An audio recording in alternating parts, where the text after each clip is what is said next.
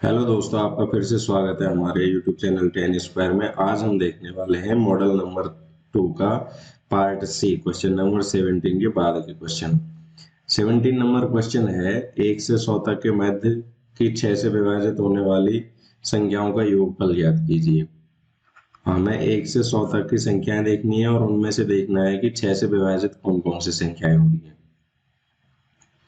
तो 1 से 100 तक की संख्याएं कुछ इस तरीके से लिखी जाएंगी और 5 भी है। और पहली जो संख्या है जो 6 से विभाजित होगी वो संख्या होगी हमारी 6 ही होगी। तो 6 से विभाजित हम लिख लेंगे यहाँ पे। इनमें से देखेंगे 6 से विभाजित एक विभाजित नहीं है, 2 नहीं है, 3 नहीं है, इस तरीके से। तो पहली संख्या 6 है, उसके बाद में 12 आएगी, उसके बाद में 18 आएगी, इस तरीके से। और फिर 100 भी 6 से विभाजित नहीं है, तो 100 के पहले हम इसको डिवाइड करके देखेंगे। तो 100 के पहले संख्या आएगी 96। 96 है 6 से विभाजित। तो ये हमारे पास हो गई एपी। और अब हमें इसका योगफल ज्ञात करना है, सम ज्ञात करना है। तो हम यहाँ पे देख लेते हैं कि ए प्रथम पद 6 है और सारवंतर अगर देखें तो सेकंड टर्म में से फर्स्ट टर्म माइनस करेंगे तो ये भी 6 ही आएगा। और लास्ट पद हमें दिया हुआ है ए एन 96। हमें एन चाहिए और जिससे कि हम इस फॉर्मूले का यूज कर सकें कि एस एन बराबर क्या होता है, एन बाई टू इंटू, अगर लास्ट पद भी हमें पता हो तो प्रथम पद प्लस लास्ट पद, S N equal to N by two A plus A N.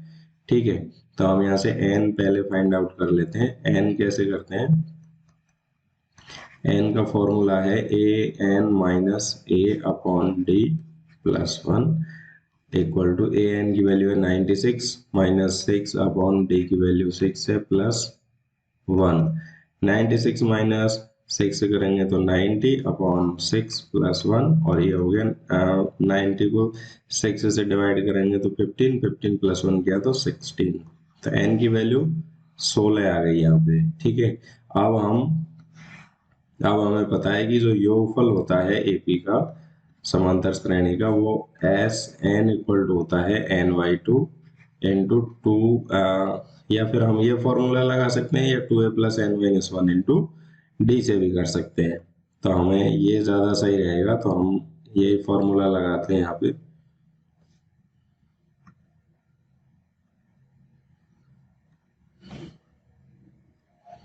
तो एस एन इक्वल टू होता है N by two A plus A N. ठीक है, तो n की मान है 16/2 और a का है 6 और a n का है 96। तो ये हो गया 8 और 96 प्लस 6 करेंगे तो 100 implies S N equal to होगा, इसको मल्टीप्लाई करेंगे तो 8 टू हो गया 16 और 8 बन जाएगा। तो आंसर आएगा, इस समांतर श्रेणी का योगफल होगा 816। ये हमारा आंसर हो जाएगा। उसके बाद हम देखते हैं इसका अथवा वाला पार्ट है, उस एपी का प्रथम 15 पदों का योग ज्ञात कीजिए जिसका 5वां और 9वां पद क्रम से 26 और 42 है। मतलब 2 पद आपको दे रखे हैं और हमें एपी का 15वां पद, और सॉरी 15 पदों का योग ज्ञात करना है, S15 फाइंड आउट करना है। ठीक है, तो S15 हमें फाइंड आउट करना है और दिया क्या है यहाँ पे लिख लेते हैं। दिया है 5वां पद है तो A5 हमें दिया है और A5 की वैल्यू हम कैसे लेते हैं, A plus N minus 1 into D. तो ये हो गया A plus 4D equal to 26। और हमें दिया हुआ है A9, 9वां पद दिया है तो A9 इक्वल टू क्या होता है, A plus N minus 1 into D से A plus 8D equal to 42। ठीक है, ये हमें दे रखे हैं। अब यहाँ पे इक्वेशन फर्स्ट और इक्वेशन सेकंड है। ये हमें S15 के लिए A की वैल्यू चाहिए और D की वैल्यू भी चाहिए। ठीक है, तो यहाँ पे अब हम क्या करेंगे, इनका इक्वेशन फर्स्ट, इनको एलिमिनेशन मेथड लगा देते हैं, equation first minus equation second. अगर आपको कहीं समांतर श्रेणी या कोई भी प्रॉब्लम आ रही हो तो यहाँ पे थोड़ा सा रिवीजन टाइप में ही चल रहा है, क्योंकि ये तो मॉडल पेपर है। अगर आपको डिटेल में समझना है तो आप हमारे वीडियो देख सकते हैं प्लेलिस्ट में जाके। चैप्टर वाइज क्वेश्चन वाइज भी अलग अलग प्लेलिस्ट है, और उसके बाद में सारे जो चैप्टर हैं उनकी भी एक अलग से प्लेलिस्ट बनाई हुई है, तो आप वहाँ पे जाके देख सकते हैं। और अगर आप पहली बार आए हैं तो वीडियो को लाइक करें और चैनल को सब्सक्राइब जरूर कर लें, और अपने दोस्तों से भी कहें सब्सक्राइब करने की। अब हम यहाँ पे एलिमिनेशन मेथड लगाते हैं, चूंकि ए है उसके कोएफिशिएंट इक्वल है, तो हमने यहाँ पे इनको माइनस कर दिया, equation first minus equation second, और माइनस कर रहे हैं तो प्लस माइनस हो जाएगा, प्लस माइनस हो जाएगा, प्लस माइनस हो जाएगा। ठीक है, नीचे के साइन चेंज हो जाते हैं, तो ए से ए प्लस माइनस ये 0 हो गया, और 4 माइनस 8 किया तो -4d इक्वल टू 42 माइनस 26 करेंगे तो -16, तो डी की वैल्यू आ जाएगी -16/4, तो ये आ गई 4।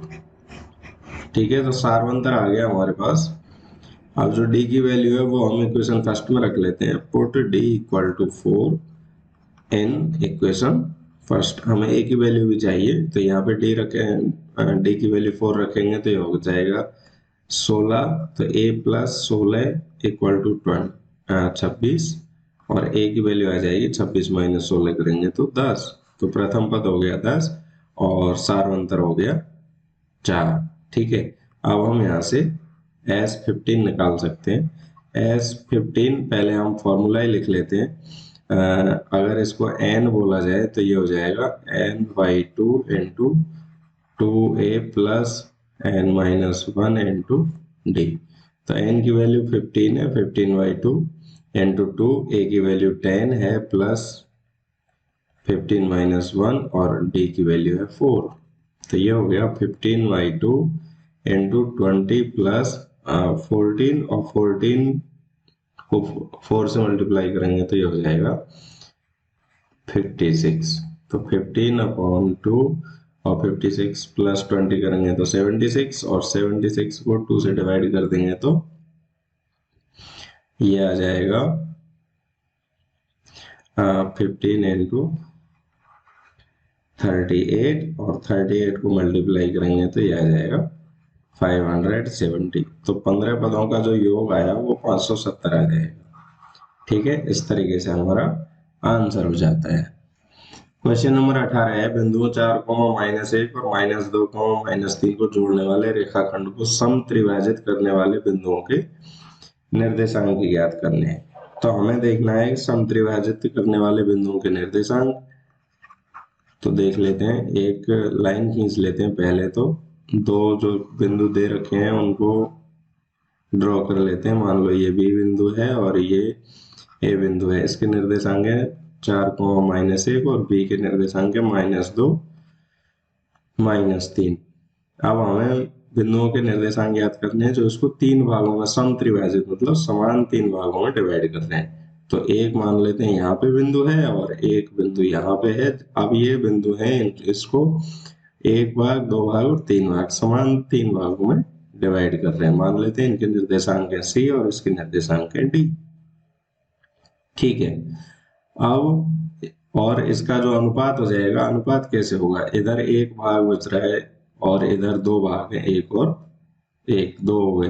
तो यहाँ पे ये अनुपात क्या हो गया, 1:2। इसी तरह से डी बिंदु के लिए अनुपात देखें तो इधर 1 भाग है और एक ये रहा, 2 भाग बाईं तरफ है और दाईं तरफ है 1 भाग, तो इसका अनुपात हो गया 2:1। अब हम निर्देशांक फाइंड आउट कर लेंगे। हमारे पास विभाजन सूत्र है ही,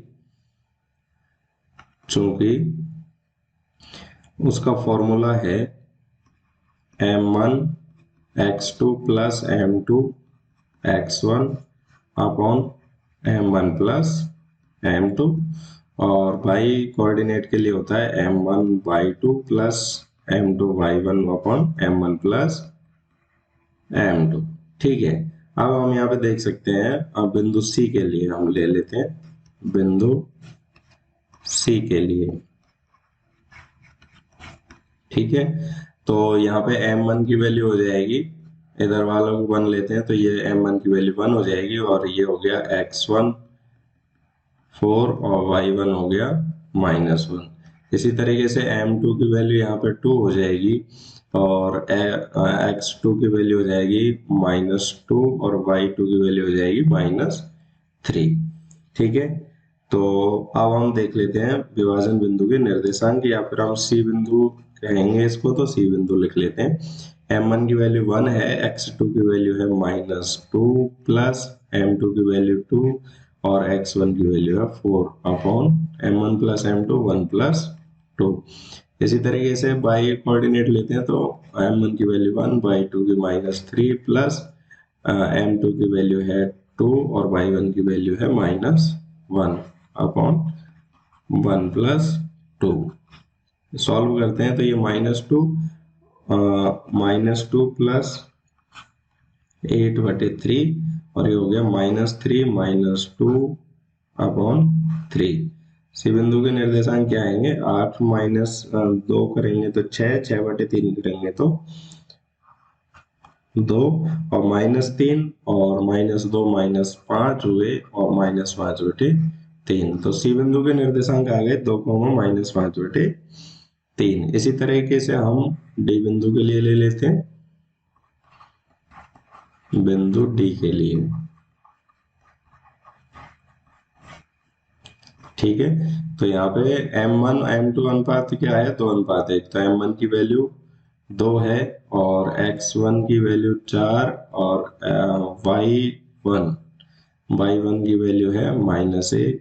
इसी तरीके से m2 की वैल्यू यहाँ पे 1 है, x2 की वैल्यू -2 है और y2 की वैल्यू है -3। डी बिंदु के लिए हम विभाजन सूत्र का यूज करेंगे, तो m1 की वैल्यू 2 इंटू x2 की value -2 plus m2 into x1 upon m1 plus m2। इसी तरीके से y के लिए हम लेंगे तो m1 y2 की वैल्यू -3 प्लस m2 1 और y1 की value -1 upon m1 plus m2।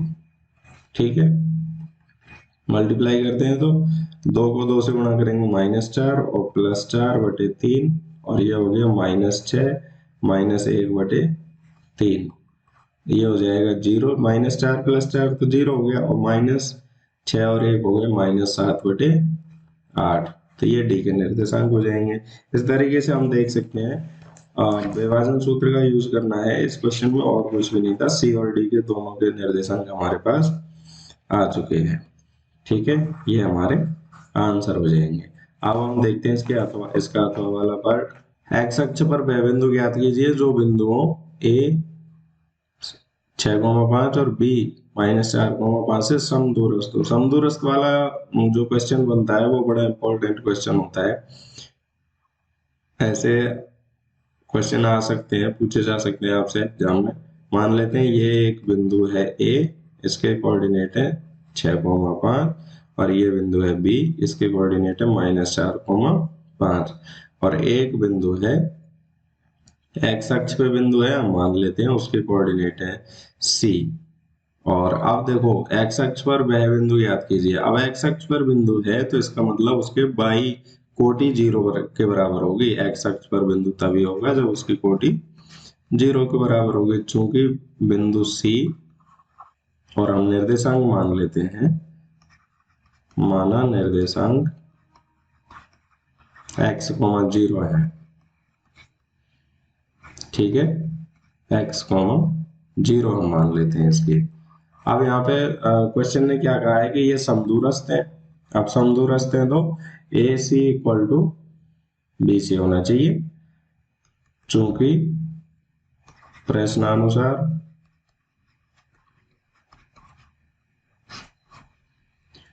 AC = हो जाएगा BC।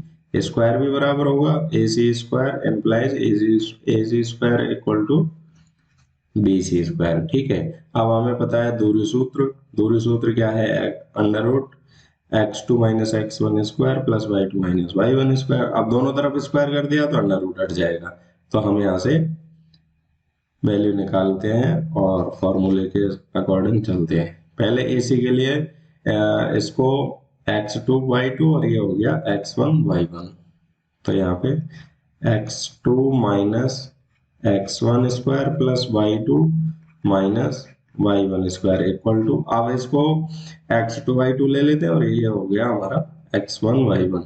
तो x2 minus x1² plus y2 minus y1²। ठीक है, तो ये तो कोऑर्डिनेट आपस में कैंसिल हो रहा है, 5 माइनस 0, या फिर आगे सॉल्व करते हैं, इसको करते हैं a माइनस बी का होल स्क्वायर। तो a² minus 2 into a into B plus b² plus 5 का वर्ग गया तो 25 इक्वल टू, इसको भी a माइनस बी से ही सॉल्व कर लेते हैं, या फिर a प्लस बी से कर लेते हैं, माइनस बाहर निकालेंगे, स्क्वायर होगा तो हट जाएगा। तो a प्लस बी से ही हम इसको सॉल्व कर लेते हैं। तो a² plus 2 into a into B plus b² plus 25 आपस में 25 से कैंसिल, x² से कैंसिल हो गया। अब इधर क्या हुआ, 6 2 जा 12 माइनस के x और 4 2 जा 8 हो गए, और इधर आए तो माइनस 8x, और दाई तरफ क्या बचा है, 4 का स्क्वायर है तो 16, और 6 का स्क्वायर इधर आएगा तो माइनस हो जाएगा 36। तो ये हो गए माइनस के 20x, और ये माइनस के 20 इधर बचे, तो x की वैल्यू आ जाएगी 20/20 करेंगे, माइनस है तो x की वैल्यू 1 आ गई। तो अतः हम यहाँ पे लिख देंगे, अतः है समदूरस्थ बिंदु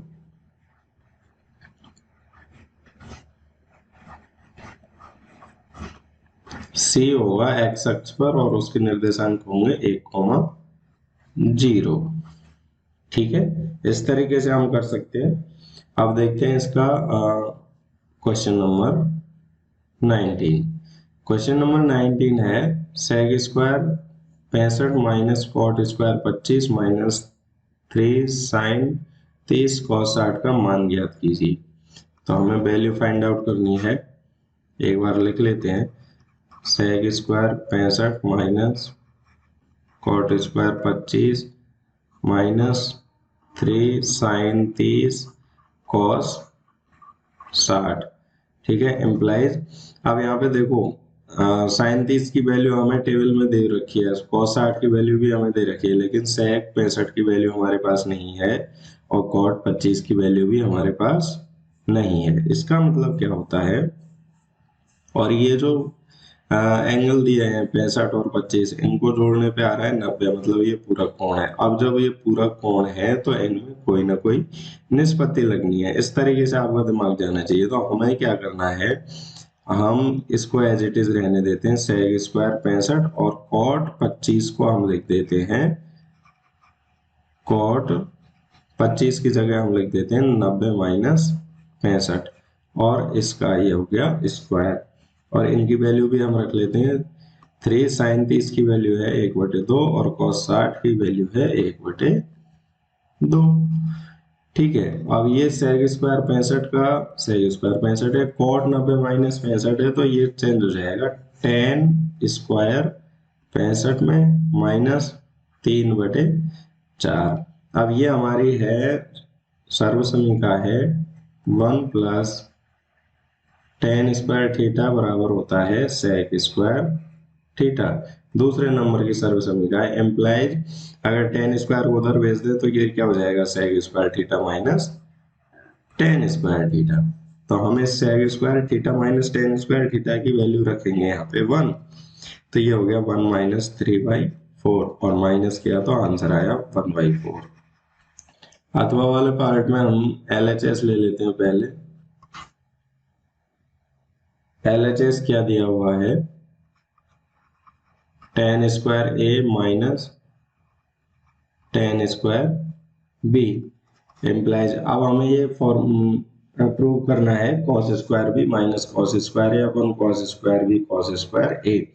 तो यहाँ पे हम देख सकते हैं कि सारे साइन कॉस में, तो इनको भी हम साइन कॉस में ही चेंज कर लेते हैं। तो tan A इक्वल टू होता है sine square A upon cos square A था, तो हमने सॉरी स्क्वायर था तो हमने स्क्वायर लगा दिया यहाँ पे, अब टेन बी का होगा tan square B upon cos square B. ठीक है, अब यहाँ से हम एलसीएम ले लेते हैं इनका, तो cos square a into cos square B.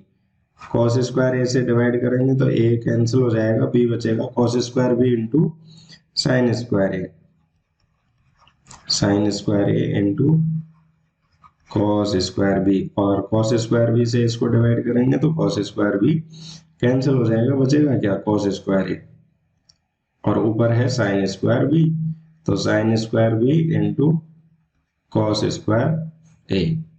ठीक है, उसके बाद में हमें लाना है यहाँ पे कॉस, कॉस लाने सारे, तो साइन को भी हम कॉस में चेंज कर लेते हैं पहली सर्वसमीका से।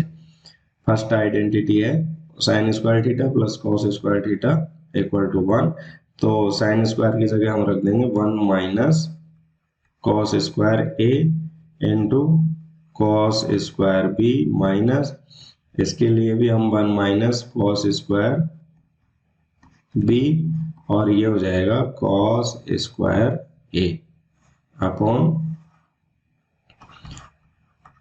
Cos square a cos square b, implies इनको मल्टीप्लाई कर देते हैं तो ये हो जाएगा cos square b minus cos square a cos square b. इसी तरह से यहाँ पे करते हैं तो माइनस कॉस स्क्वायर ए, और माइनस माइनस ये प्लस हो जाएगा cos square a into cos square B upon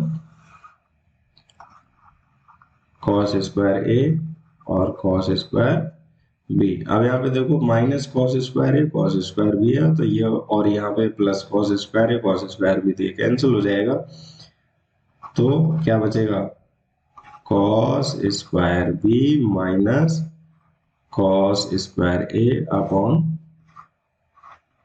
cos square b into cos square a. तो यही हमारा मिडिल पार्ट ये है। इसके बाद में आगे हम इसको भी सॉल्व करते हैं, तो फिर से हम क्या करेंगे कॉस स्क्वायर बी और कॉस स्क्वायर ए को फिर से फर्स्ट आइडेंटिटी मैं यहाँ पे लिख देता हूँ। फर्स्ट आइडेंटिटी क्या है हमारी,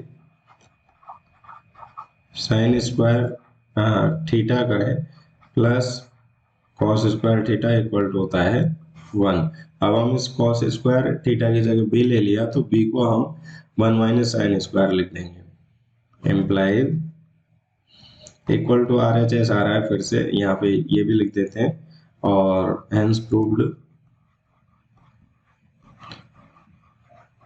जैसे आंसर लिखना जरूरी होता है क्वेश्चन में, वैसे हेंस प्रूव्ड लिखना भी जरूरी होता है। अब कॉस स्क्वायर बी के लिए हम यहाँ से फर्स्ट आइडेंटिटी उठाते हैं, तो ये होगी 1 माइनस साइन स्क्वायर बी, और इसके लिए होगी 1 माइनस साइन स्क्वायर ए। ठीक है, एंगल ही तो चेंज कर रहे हैं, और नीचे का तो सेम है, cos square a into cos square b implies. यहाँ पे देखो 1 से ये -1 है, ये कैंसिल हो जाएगा, क्या बचेगा साइन स्क्वायर बी माइनस के हैं माइनस साइन स्क्वायर बी, और ये माइनस माइनस प्लस हो जाएगा, तो ये हो जाएगा sine square a upon cos square a into cos square b implies. इसको पहले ले आते हैं प्लस का है, और माइनस की संख्या को पीछे भेज देते हैं, तो sine square a minus sine square B upon cos square a into cos square B. ठीक है, ये हमारा आंसर हो जाएगा। आंसर का लिया, आंसर के बजाय हम यहाँ पे लिखेंगे इक्वल टू आर एच है और हेंस प्रूव।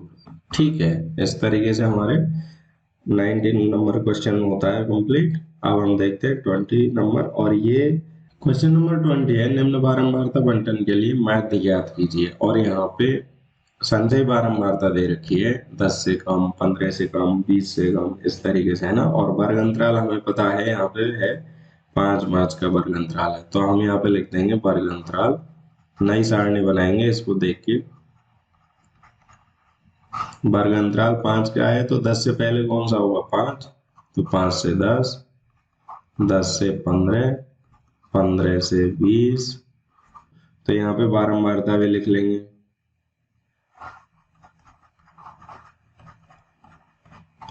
बारंबारता f।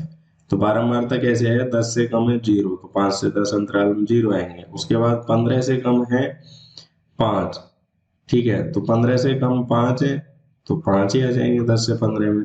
अब वो कह रहा है 20 से कम कितने हैं, 11। अब 5 तो हमने वहां ले लिए, तो 15 से 20 में हमारे पास 11 माइनस 5 करेंगे तो बच गए 6, ठीक है। इसके बाद में 25 से कम, अब 25 से कम में तो सारे ही आ रहे हैं, 20 से कम भी आ रहे हैं। 20 से कम वाले तो हमने यहाँ तक ले लिए, यहाँ तक हो गए, तो हम 20 से 25 में 19 माइनस 11 करेंगे और ये हो जाएगा 8।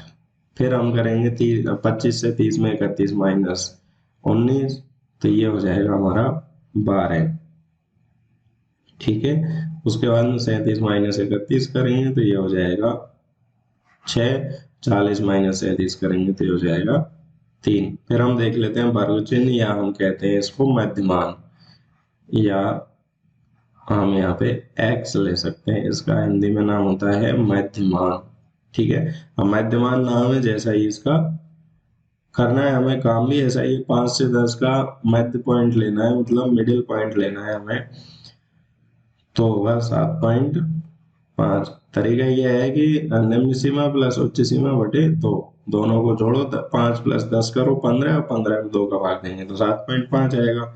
इसी तरीके से हमें सारे ले लेने, तो 12.5, 17.5, 22.5, 27.5, 32.5, और ये हो जाएगा 37.5। उसके बाद में हम यहाँ पे ui निकाल लेते हैं। ui का फॉर्मूला है xi minus a upon H. तो यहाँ पे मैं माध्य का फॉर्मूला लिख लेते हैं पहले हम। एक्स बार इक्वल टू है a plus sigma F i u I upon sigma F i into H. ये पग विचलन विधि है, और हम मान लेते हैं माना कल्पित माध्य, एज्यूम्ड मीन हो जाएगा हमारा। हम मान लेते हैं इसके हम मान लेते हैं 22.5, ठीक है। ये हमने कल्पित माध्य ले लिया है। अब फॉर्मूला या नियम क्या कहता है, ये मैंने एक्सरसाइज में बहुत अच्छे से समझाया हुआ है कि जो भी हमने कल्पित माध्य लिया है उसके सामने वाले ui के कॉलम में हम 0 रख देंगे, और ऊपर के कॉलम में -1, -2 और -3, और नीचे वाले कॉलम में 1, 2, 3 प्लस के, इस तरीके से रख लेंगे। अब हमें चाहिए f i into u i. F i u i मतलब इन यू आई का, एफ आई का कॉलम ये है, यू आई का कॉलम ये है, इनका मल्टीप्लाई करके यहाँ पे लिखते चलेंगे। तो 0 से करेंगे तो 0, 5 दूनी हो गया 10, और 6 का 1 से गया तो 6, ये हो गया 0, ये हो गया 12, फिर 12, और फिर हो गया 9। अब देखो यहाँ पे माइनस की अलग संख्या जोड़ लेंगे और प्लस की संख्याएं अलग कर लेंगे। तो यहाँ पे a की वैल्यू हमारे पास ये आ गई, सिग्मा एफ आई की वैल्यू हमारे पास, अगर इनको ऐड करेंगे तो ये हो जाएगी 40, और sigma F i into u i इनको ऐड करेंगे हम तो ये माइनस के 16 हो रहे हैं, और 12 और 12 हो रहे हैं 24, 24 माइनस 16 करेंगे तो ये बचेगा प्लस के 8, और 9 और 8 हो गए 17, ठीक है। और वर्ग अंतराल हमें पता है ये 5 का है। अब वैल्यू हम सूत्र में रख देंगे, तो x बार बराबर है 22.5 प्लस sigma F i u i की वैल्यू है 17 बटे सिग्मा एफ आई की वैल्यू है 40, और यहाँ पे है 5, ठीक है। तो 22.5 प्लस 17 बटे 8, और 17 में 8 का भाग देंगे तो माध्य आ जाएगा 24.625, ठीक है। ये हमारा आंसर हो जाएगा। इस तरीके से हम कर सकते हैं। अब हम देखते हैं इसका अथवा वाला पार्ट है। निम्न आंकड़े किसी विद्यालय की कक्षा 10 के 100 छात्रों के एक विशेष सत्र में दिए गए हैं। इस बंटन का बहुलक ज्ञात करना है हमें। सेम वही सारणी है, से कम इधर इस तरह वाली। तो हम यहाँ पे वर्ग अंतराल बना लेते हैं पहले, क्योंकि हमारे पास जो बहुलक का सूत्र है वो वर्ग अंतराल का ही है, ठीक है। और ये हो जाएगी बारंबारता कह लो या छात्रों की संख्या, हम यहाँ पे एफ ही लिख देते हैं। अब यहाँ पे आप देखो 10 से कम, 20 से कम, मतलब अंतराल है 10 का। अब 10 से कम कहाँ से चालू होगा, 0 से 10। इसी तरह से होगा 10 से 20, फिर होगा 20 से 30, फिर होगा 30 से 40, फिर 40 से 50, फिर 50 से 60, और फिर 60 से 70, और 70 से 80। ठीक है, अब ये हमें संजय बारंबारता दे रखी है, लेकिन हमें इसको बारंबारता में चेंज करना है। अब यहाँ पे है 7, 10 से कम तो 7 ही है। अब 20 से कम वाले में जैसे हम यहाँ पे समझने की कोशिश करें, ये 0 है और ये 10 है और ये है 20। तो 10 से कम वाले में मान लेते हैं 7 है, और 20 से कम वाले में, अब ये जो 20 से कम वाला है इसमें तो 10 से कम वाले भी आ रहे हैं, और टोटल का है कि यहाँ से लेके यहाँ तक के हैं 21। 21 और ये 7 गए तो ये कितने बचेंगे? 14 बचेंगे। इस तरीके से हमें देखना है इनको। तो 10 से 20 के लिए बचे हमारे पास 14, और फिर माइनस करते चलेंगे। 34 माइनस 21 करेंगे तो बचेंगे हमारे पास 13। 46 माइनस 34 करेंगे तो 12। 66 माइनस 46 करेंगे तो बचेंगे 20, और 77 माइनस 66 करेंगे तो 11। 92 माइनस 77 करेंगे तो 15, और 15 माइनस 100 करेंगे तो, सॉरी, 100 माइनस 92 करेंगे तो 8। इस तरीके से हमारे पास संख्याएं आएंगी। अब हम देख लेते हैं कि इनमें सबसे ज्यादा बारंबारता कौन सी है, तभी तो बहुलक वर्ग का हमें पता चलेगा। तो यहाँ पे हम लिख लेते हैं बहुलक वर्ग। अब बहुलक वर्ग यहाँ पे है, सबसे ज्यादा बारंबारता 20 है, तो ये हो गया हमारा बहुलक वर्ग 40 से 50। ठीक है, अब इस बहुलक वर्ग में हमें एल की वैल्यू चाहिए, निम्न सीमा, तो 40 हो गई। F1 फ्रीक्वेंसी इसकी हो गई 20। फिर F0 इससे ऊपर वाली बारंबारता, पूर्व वाली बारंबारता 12 है। F2 इसके बाद वाली बारंबारता 11 है, और वर्ग अंतराल हमें पता है 10 है।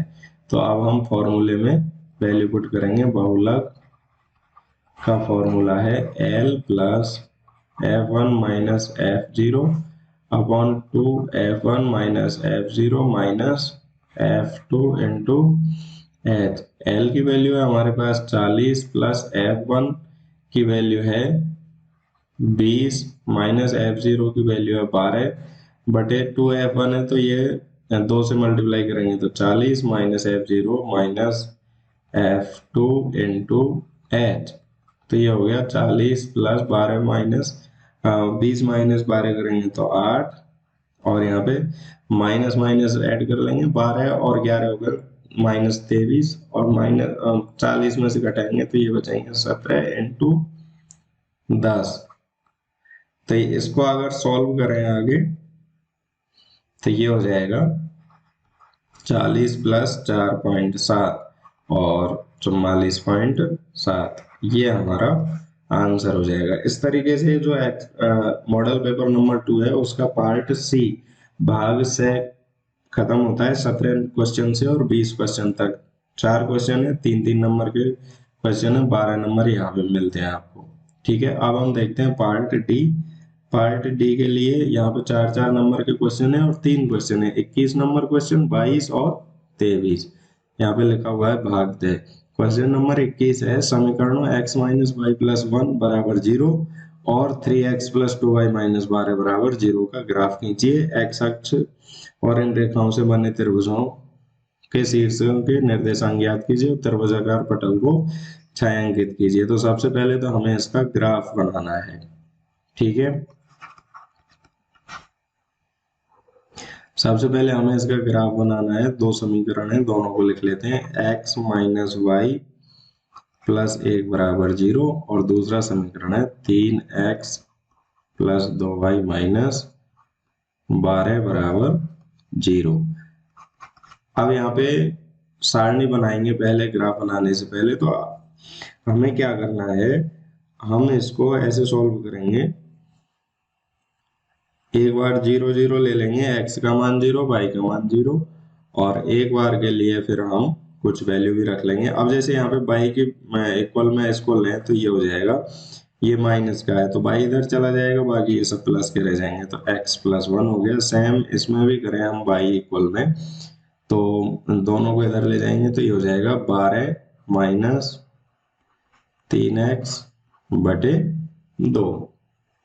12 माइनस का इधर जाएगा तो प्लस हो जाएगा। अब हम बना लेते हैं इसकी टेबल बना लेते हैं दोनों की।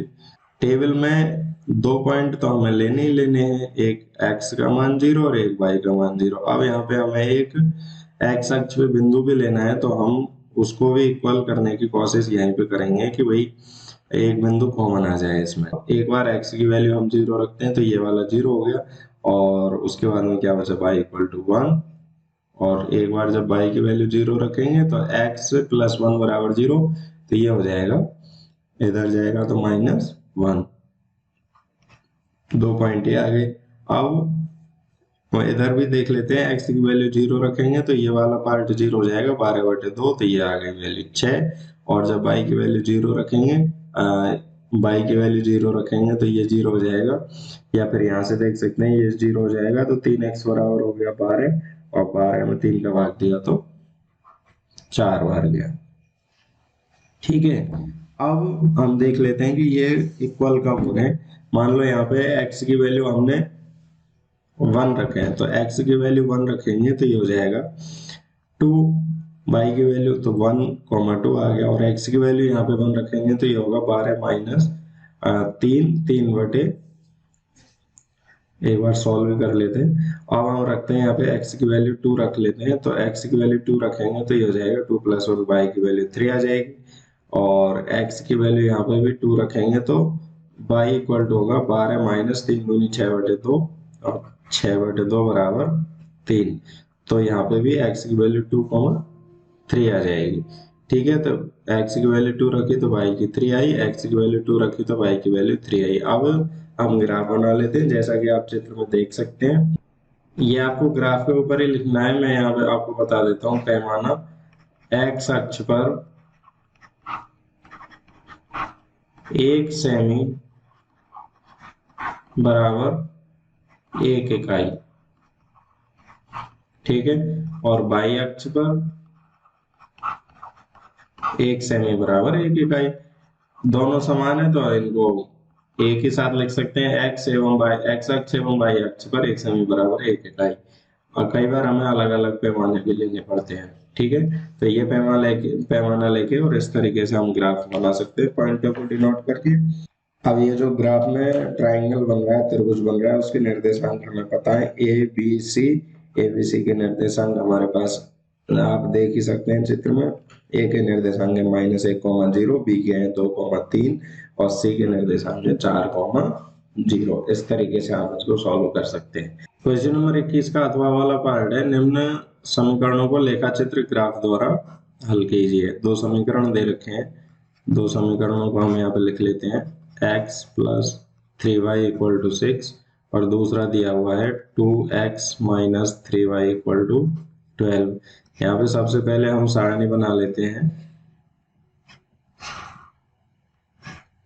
ये x और ये y, तो दोनों के लिए सारणी बनानी है हमें, और मिनिमम पॉइंट चाहिए हमें 2। ठीक है, एक लाइन खींचने के लिए हमें 2 पॉइंट की जरूरत होती है। अब यहाँ पे x की वैल्यू 0 रख लेते हैं। जब x की वैल्यू 0 रखेंगे तो y की वैल्यू आ रही है, ये वाला पार्ट 0 हो गया, तो y इक्वल टू होगा 6/3, ये हो जाएगा 2। ठीक है, और दूसरी बार y की वैल्यू जब 0 रखेंगे तो ये वाला पार्ट 0 हो जाएगा, x की वैल्यू हो जाएगी 6, तो x की वैल्यू आ रही है यहाँ पे 6, और y की वैल्यू आ रही है 0। यहाँ पे आप पहले 0 0 x की, एक बार x 0 एक बार y 0 रख के देखेंगे दोनों इक्वेशंस में। अगर वहां पे कोई कॉमन पॉइंट आ जाता है, अमूमन आ जाता है कॉमन पॉइंट, तो फिर हमें आगे सॉल्व नहीं करना है, और अगर नहीं आता है तो फिर एक पॉइंट और हम कॉमन निकालने की कोशिश करते हैं। अब यहाँ पे x की वैल्यू 0 रखेंगे, तो x = 0 के लिए ये वाला पार्ट 0 हो जाएगा, तो यहाँ पे आया -3y = 12, और y की इक्वल टू आ जाए, y की वैल्यू आ जाएगी -4। इसी तरह से y की अगर 0 रखें तो ये वाला पार्ट 0 हो जाएगा, क्या आएगा 2x = 12, और x इक्वल टू हो जाएगा 6। तो जब y की वैल्यू हमने 0 रखी है तो x की वैल्यू आ गई 0। पॉइंट यहाँ पे देख सकते हैं हम। अब यहाँ से आपको पता चल गया होगा 6,0, 6,0, तो कॉमन पॉइंट आ गए 0। इसके पॉइंट है 0,2, और 6,0 और इसके पॉइंट है 0, -4 और 6,0। अब जो हम ग्राफ देख रहे हैं यहाँ पे पैमाना क्या होगा, एक सेमी एक्स अक्ष है वो वाई अक्ष पर एक सेमी बराबर 1 इकाई, और इस तरीके से इनकी दोनों लाइन बन जाएंगी और दोनों जो इंटरसेक्ट करेंगे प्रतिच्छेद करेंगे एक्स अक्ष के बिंदु पर, बिंदु बी पर 6,0 है, और इनके निर्देशांक हो जाएंगे त्रिभुज के। ए की निर्देशांक है 0,2, बी के हो गए 6,0 और पी बिंदु के हैं 0,-4। इस तरीके से इनके निर्देशांक हो जाएंगे। ठीक है, और आप चित्र में देख के अच्छी तरह समझ सकते हैं। ओके, उसके बाद में हम देखते हैं क्वेश्चन नंबर 22। ठीक है, क्वेश्चन नंबर 22 है 4 सेमी, 5 सेमी, 6 सेमी भुजा वाले एक त्रिभुज की रचना कीजिए, फिर उसके समरूप एक अंतर्भुज की रचना कीजिए जिसकी भुजाएं दिए गए त्रिभुज की संगत भुजाओं की 2/3 गुनी हो। ठीक है, सर्वप्रथम एक रेखाखंड BC बराबर 6 सेमी खींचा। यहाँ पे हम पहले त्रिभुज बनाएंगे, उसके बाद में उनका समरूप त्रिभुज बनेगा। तो पहले 6 सेमी का एक रेखाखंड खींच लिया, उसके बाद में 5 सेमी और 4 सेमी है। तो हम बिंदु बी से, दूसरा पॉइंट है बिंदु बी को केंद्र मानकर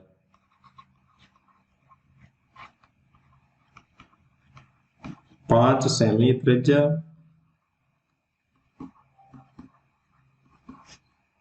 एवं बिंदु सी को केंद्र मानकर, बिंदु सी को केंद्र मानकर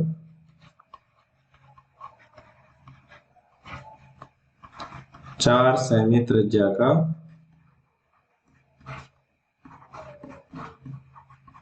चाप काटा जो बिंदु ए पर मिलता है, जो बिंदु ए पर मिलते हैं।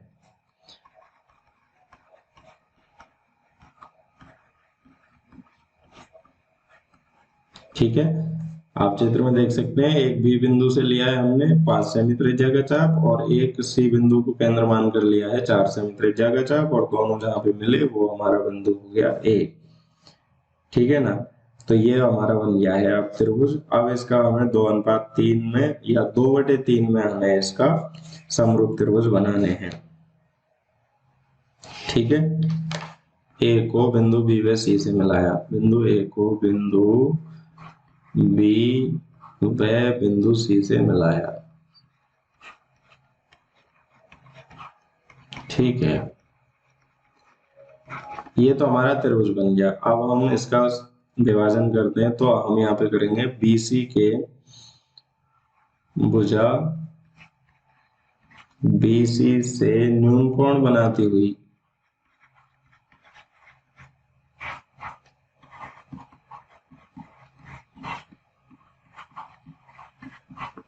एक किरण BX खींची। ठीक है, BX बना ली, उसके बाद में किरण BX को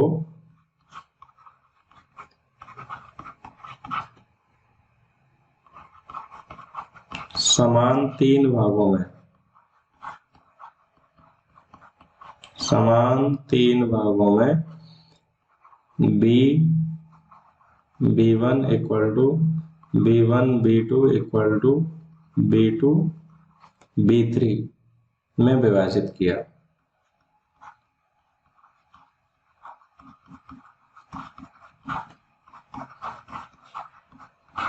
ठीक है, अब यहाँ पे क्या करना है, जो B3 है उसको हम मिला देंगे C से।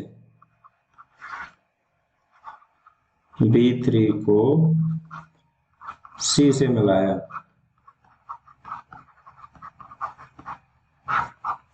जैसा कि आप चित्र में देख सकते हैं B3 को हमने C से मिला दिया है। अगला पॉइंट है B3C के समांतर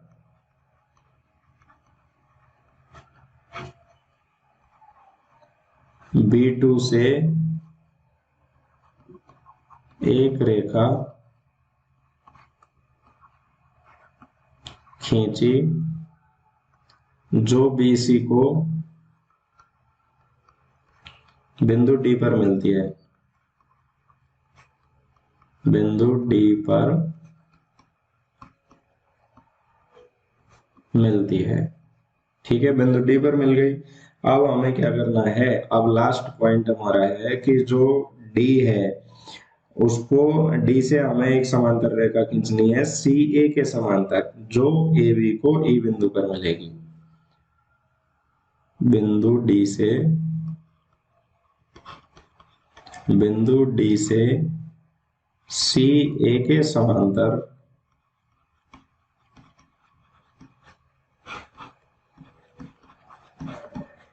एक रेखा खींची जो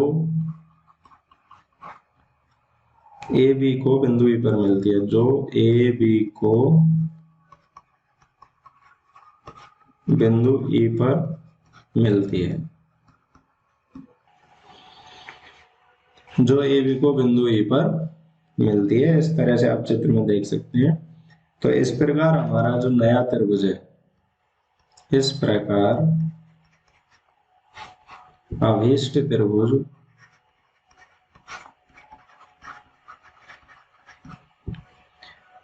बी डी ई प्राप्त हुआ। क्वेश्चन है, 3 सेमी त्रिज्या का एक वृत्त खींचिए, इसके किसी बढ़ाए गए व्यास पर केंद्र से 7 सेमी की दूरी पर स्थित दो बिंदु P और Q लीजिए, इन दोनों बिंदुओं से वृत्त पर स्पर्श रेखाएं खींचिए। ठीक है, तो हमें सबसे पहले एक 3 से सर्वप्रथम 3 सेमी त्रिज्या का एक वृत्त बनाया।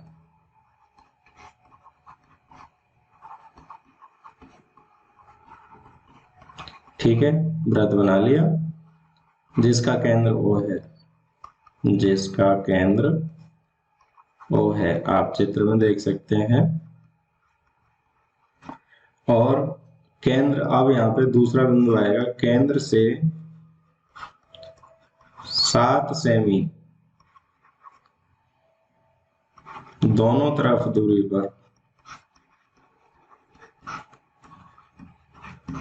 पर बिंदु P और Q स्थापित किए, बिंदु P एवं Q स्थापित किए। ठीक है, उसके बाद में हमें क्या करना है, हमने OP एवं OQ, चित्र के अनुसार OP एवं OQ का हम लंब समद्विभाजन करेंगे। OP एवं OQ का लंब समद्विभाजन किया।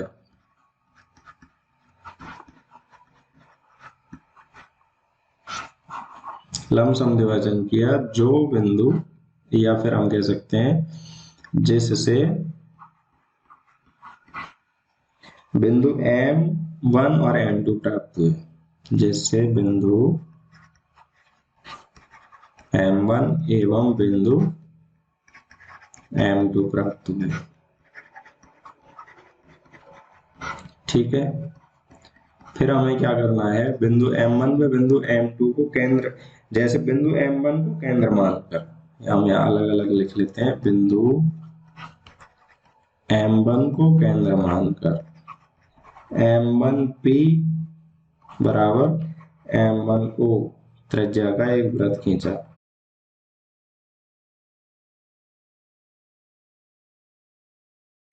यहाँ पे आप देख सकते हैं वृत्त खींचा है। ठीक है, तथा इसी तरीके से हम बिंदु M2 को ले लेंगे, बिंदु M2 को केंद्र मानकर, बिंदु M2 को केंद्र मानकर M2Q बराबर M2O त्रिज्या का वृत्त खींचा।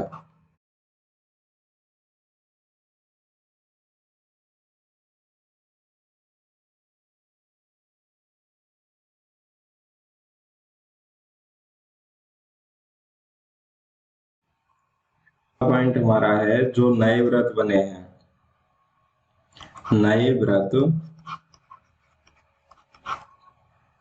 3 सेमी त्रिज्या वाले वृत्त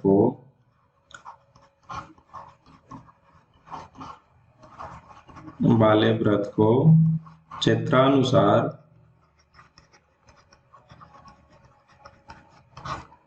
बिंदु T1, T2, T3, T4 पर काटते हैं। बिंदु T1, T2, T3 एवं T4 पर काटते हैं।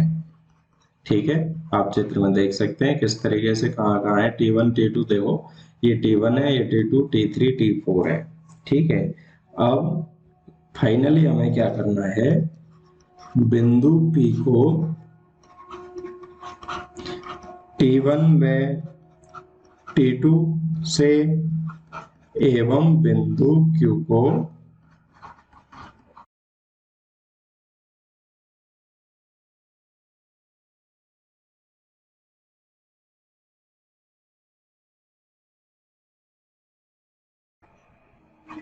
अभीष्ट स्पर्श रेखाएं PT1, PT2 एवं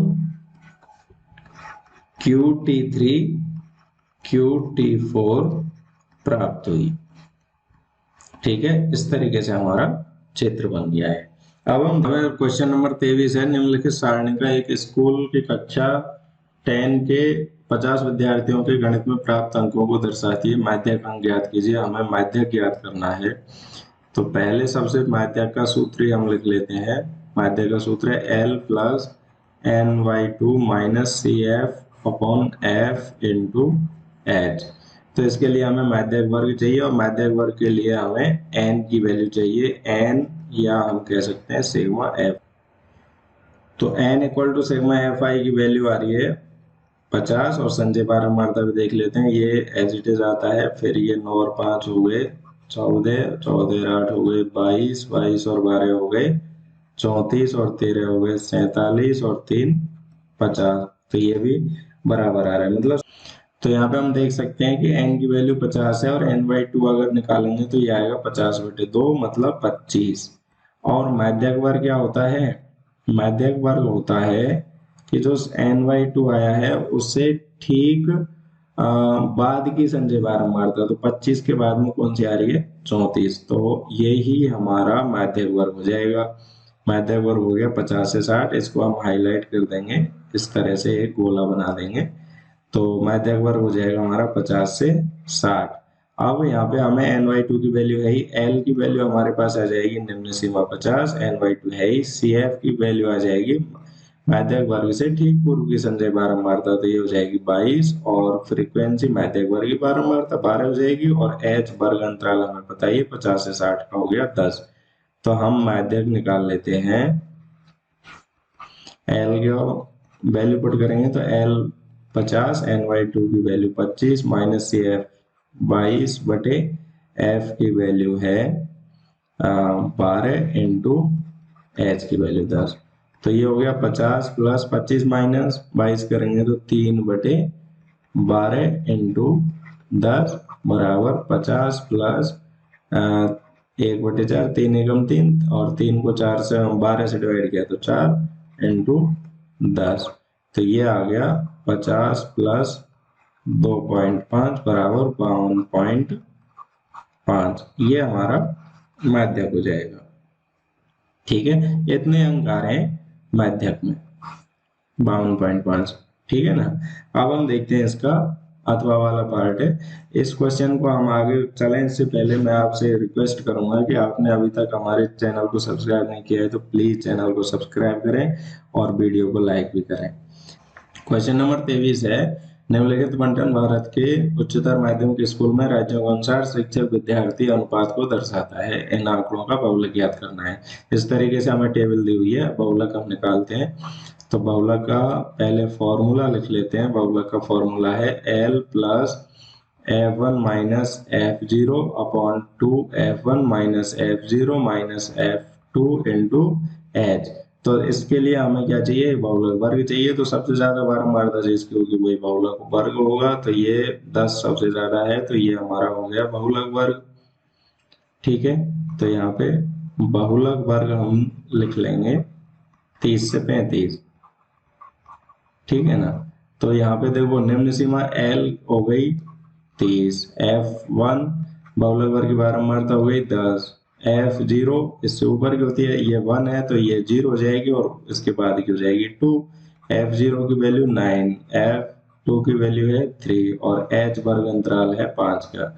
मान रखेंगे बहुलक के सूत्र में, तो बहुलक बराबर होगा 30 प्लस F1 की वैल्यू 10 माइनस 9 बटे 2 से गुणा करेंगे 10 को, तो ये हो गया 20 माइनस 9 और F2 की वैल्यू है 3 इंटू 5, तो ये हो गया 30 प्लस 1 बटे 12 माइनस किए तो 8 इंटू 5,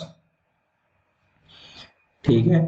तो ये हो गया 30 प्लस 5 बटे 8 और यहाँ पे आंसर आएगा 30 प्लस 0.625 ऐड करेंगे तो हो जाएगा 30.625। ये हो गया हमारा बहुलक। इस तरीके से हमारा जो मॉडल पेपर नंबर 2 है वो कंप्लीट होता है और आपके लिए एग्जाम के लिए आपके लिए शुभकामनाएं हैं। और अभी तक आपने चैनल सब्सक्राइब नहीं किया तो प्लीज़ चैनल सब्सक्राइब करें और वीडियो को लाइक करें। Thank you.